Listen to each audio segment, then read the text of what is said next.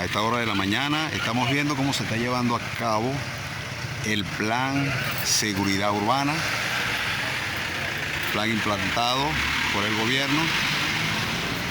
Están los agentes haciendo las revisiones pertinentes, todo lo que compete a la seguridad de las personas en el área. Estamos directamente desde la calle Politur. Vemos como aquí se le está haciendo la revisión pertinente a una joven. Se le detiene su pasola, que está otra persona que está haciendo a esta hora de la mañana revisión.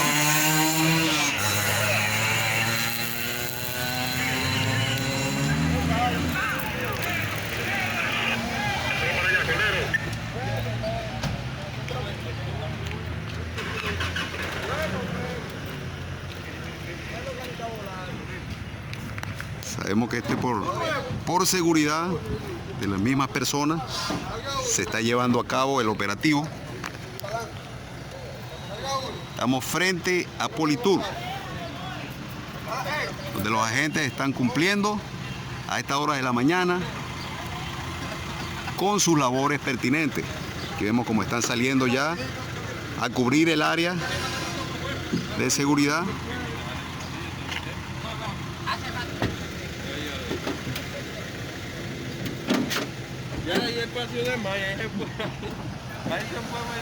Vemos donde están implantados en el área de Friusa.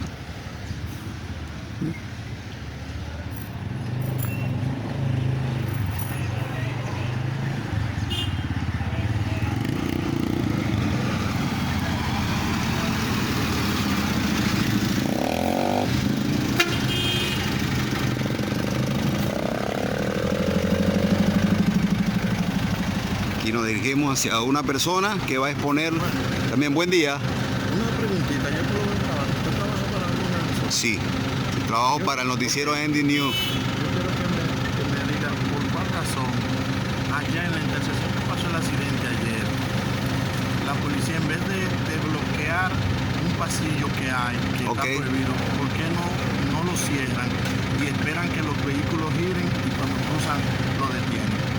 Ok, ¿cuál es su nombre primero? Manuel. Manuel, ¿usted trabaja para la línea?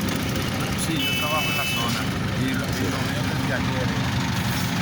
Ok. Esta es una de las preocupaciones de los choferes que se dedican a la carga y descarga de personas.